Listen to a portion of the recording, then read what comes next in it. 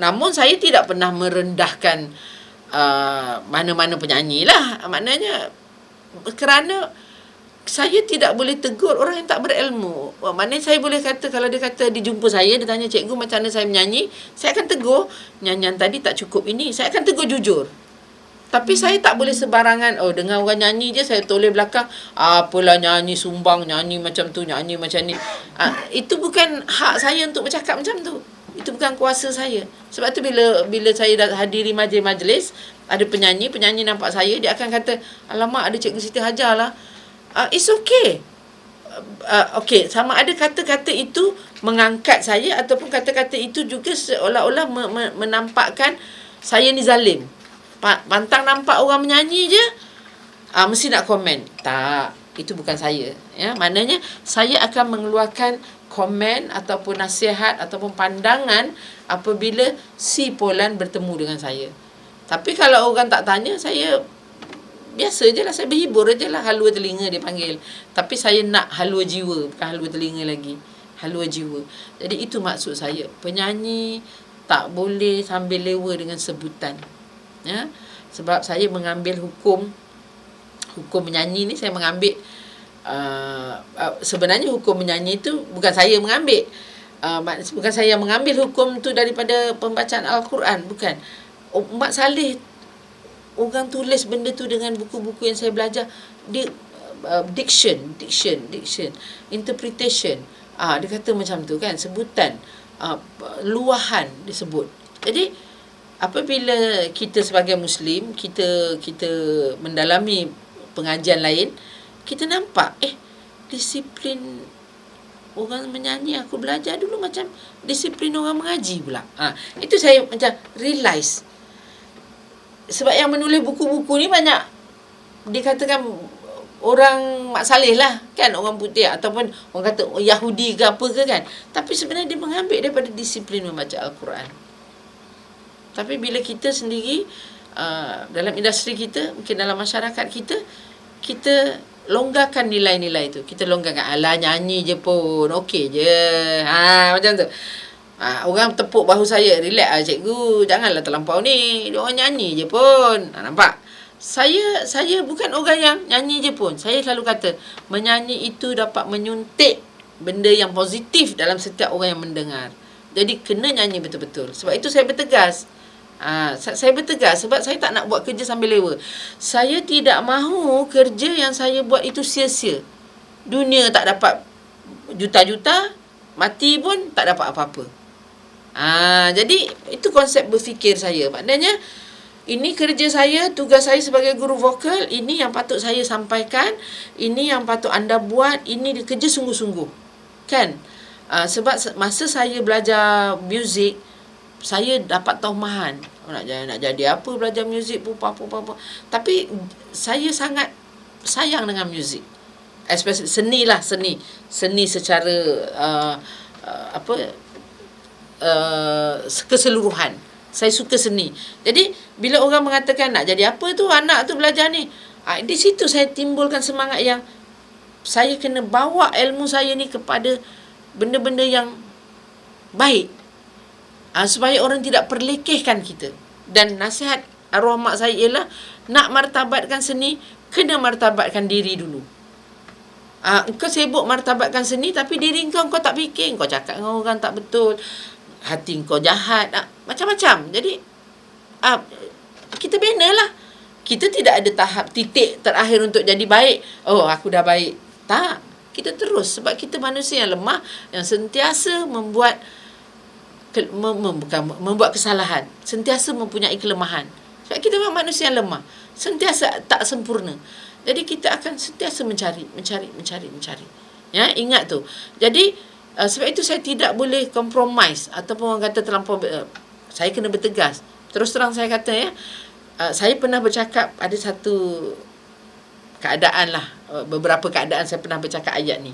Kalau yang menonton ni adalah orang yang pernah mendengar cerita ni, tahulah saya kata macam ni. Saya boleh buat benda ni. Saya rasa kalau mungkin bukan saya boleh buat macam ni, mungkin saya boleh terima tidak bercakap benar, tidak bercakap benar, saya boleh tutup mata, saya cakap jaga-jaga hati je. Kalau bagi saya 30 juta. Sekurang-kurangnya saya boleh hidup keluar daripada bidang tu, keluar daripada kerja saya boleh tumpu buat amal yang lain. Saya minta ampun je dengan Allah. Betul tak maksud saya?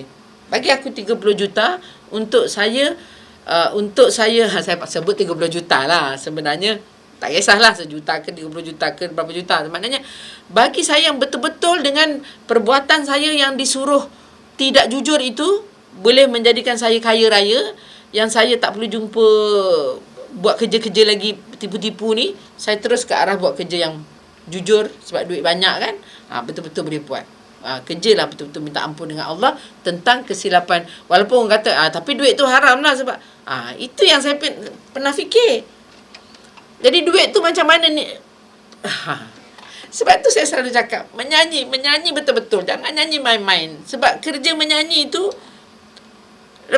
lagi kalau dipecahkan lagi, perempuan, lelaki, macam-macam lagi. Tak takut ke? Itu yang saya cari. Tapi kita manusia yang di luar sini, kita tidak boleh menilai orang tu menyanyi maknanya kita macam tahu dia jahat. Tak, bukan. Maksud saya, amal ibadat anda semua itu hak anda dengan Allah, saya tak tahu. Tapi saya cuma kata saya menyuntik benda yang lebih positif supaya menjadi seorang penyanyi. Kita katakan macam ni lah, menyanyi itu untuk mencari nafkah, mencari rezeki. Kita nak, dan mencari rezeki itu satu ibadah. Kalau boleh bila kita buat ibadah, kita buat dengan betul. Betul tak? Macam tu. Kita mesti buat ibadah tu dengan bersungguh-sungguh kerana Allah. Jadi kalau menyanyi, naik atas pentas tu kerana Allah. Bismillahirrahmanirrahim. Ya Allah, aku nak naik atas pentas ni, permudahkanlah lisan aku untuk bercakap, untuk menyampaikan lirik-lirik ini supaya orang boleh dapat suntikkan daripada perkataan yang aku sampaikan. Hebat ke tak hebat? Carilah. Sama-samalah. Bukan saya kata saya hebat. Saya nak mencari pemikiran itu supaya dia tidak dilihat ala nyanyi je pun. Saya tak nak. Ya, itu kenapa vokal tadi memberi perubahan pemikiran kepada saya. Sebab bila saya mendalami vokal, mendalami lagi, jumpa buku lagi, saya baca lagi, subhanallah, saya tak boleh nak cakap, saya tak boleh dustakan nikmat yang Allah bagi tadi tu. Pertamanya, suara kita anugerah daripada Allah. Ya, suara kita tu anugerah daripada Allah. Maknanya kita tak boleh beli. Kalau dia rosak tak boleh ganti. Kan? Jadi size vocal cords kita, kan? Kalau ikut orang kata doktor Laring ni, size vocal cords kita ni besar kuku ibu jari tangan kita. Sebelah kanan ke kiri, mana-manalah, tak kisah. Mana kuku ibu jari tangan kita, size dia. Jadi dengan size ini, macam-macam benda kita menjerit, kita marah, kita begitu, semua kita boleh buat. Perkataan macam-macam kita boleh keluarkan. Perkataan baik, perkataan tak baik, memaki orang, apa semua ada. Jadi kenapa tidak apa yang Allah bagi pada kita, kita tunjukkan cara bersyukur tadi dengan menggunakan dia dengan cara yang baik. Dalam keadaan situasi yang baik, gunakan perkataan yang baik-baik. Macam itulah contohnya, kan? Sebab saya jumpa ramai orang dalam vokal, bukan di Malaysia, di luar Malaysia, dalam bidang vokal, yang pertuturan dia sangat tinggi kastanya. Jadi sebab saya cuba nak bina lah ni.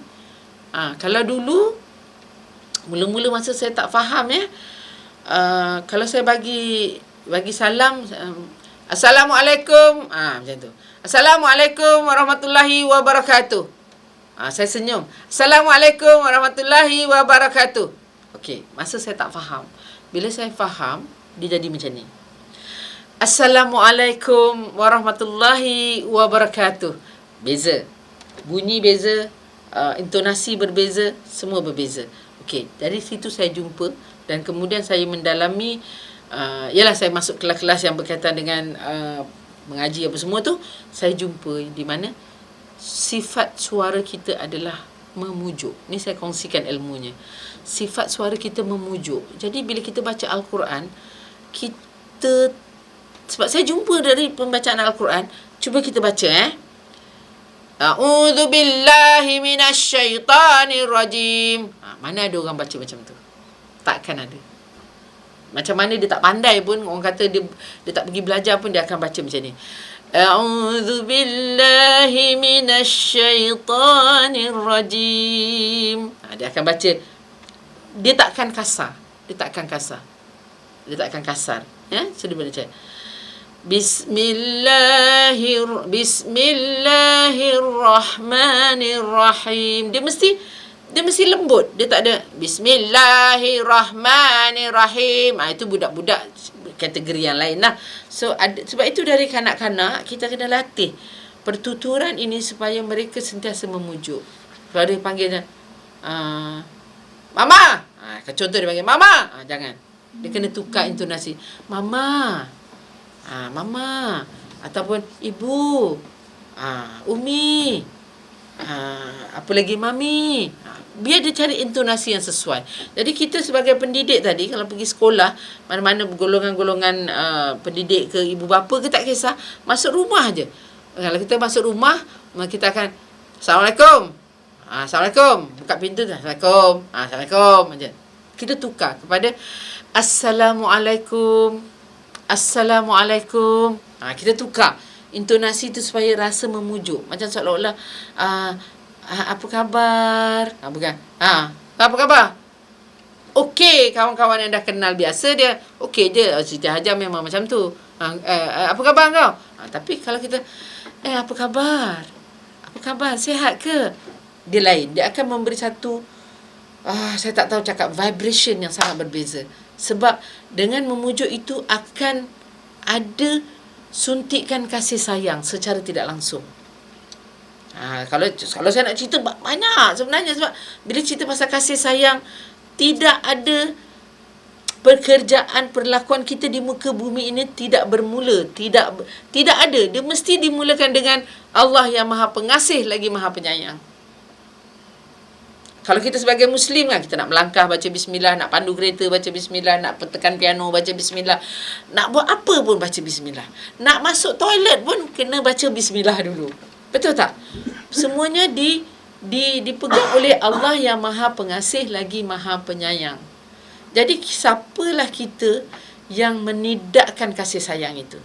Tu kalau saya nak bercakap benda kaitan yang lain kan. Tapi okey, itulah vokal di mana perlu diingat, dia bukan hanya untuk menyanyi, tapi fahami konsep, memahami, mendatangi cikgu vokal tadi, mencari kelas vokal tadi, kerana kita nak mengenali struktur tubuh badan kita, suara kita yang Allah dah hadiahkan ni tadi. Cukup baik dah. Dan kita guna dalam pertuturan, kita guna dalam aktiviti kita, nak bernasyid ke, nak bermahaban ke, nak berqasidah ke, nak azan ke, nak apa saja boleh guna pakai, tak ada masalah. Ya, insya-Allah apabila kita dapat memainkan suara dalam bentuk bertutur ini dengan baik, insya-Allah untuk kita gunakan dalam perkara yang lain lagi akan lebih mudah. Sebab ada satu buku vokal yang saya jumpa, dia tulis itu, perbaiki pertuturan sebelum memperbaiki nyanyian anda. Dia kata macam tu, perbaiki pertuturan sebelum anda memperbaiki nyanyian. Jadi benda-benda macam tu yang membuat saya terbuka minda tadi tu.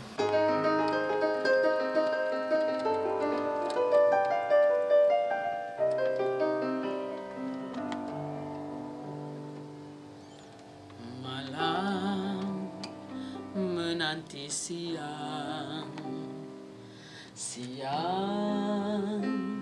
menanti malam,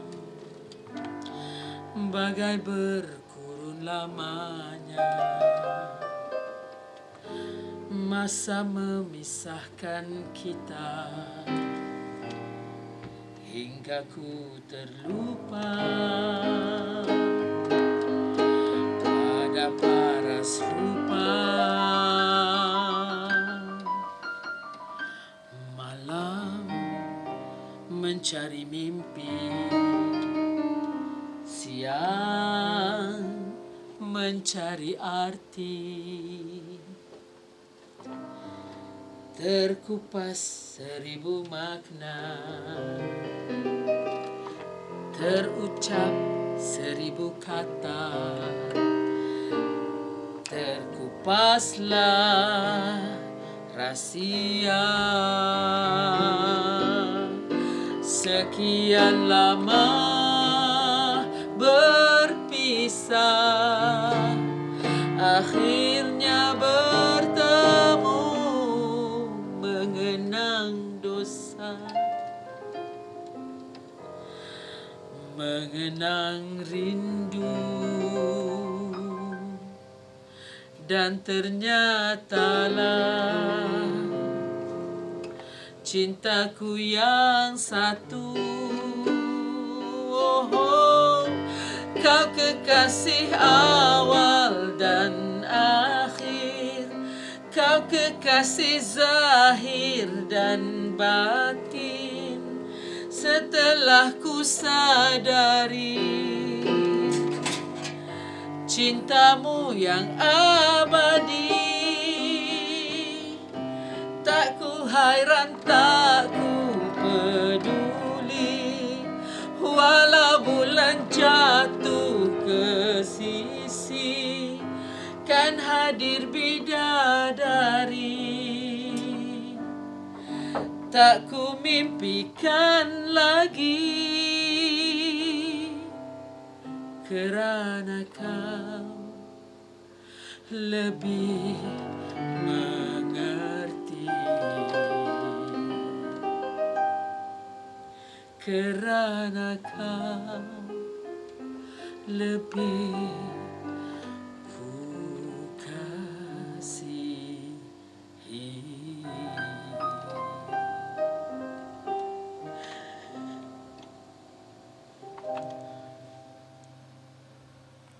Ya, insya-Allah semoga perkongsian saya tadi dapat memberi manfaat dan boleh diguna pakai. Dan semangatlah, semangat. Dia tak boleh semangat, semangat. Dia tak boleh semangatlah, semangat, come on. Macam tu. Ya, tenaga, bertenaga dan sentiasa senyum. Jadi untuk penutup, saya kongsi satu lagu pendek je lah untuk bagi semangat kepada anda semua supaya terus tersenyum. Terus tersenyum. Ya? Ya, dengar ya. Senyum umpama suria yang membawa cahaya. Senyumlah dari hati, duniamu berseri. Lagi. Senyum umpama titian dalam kehidupan.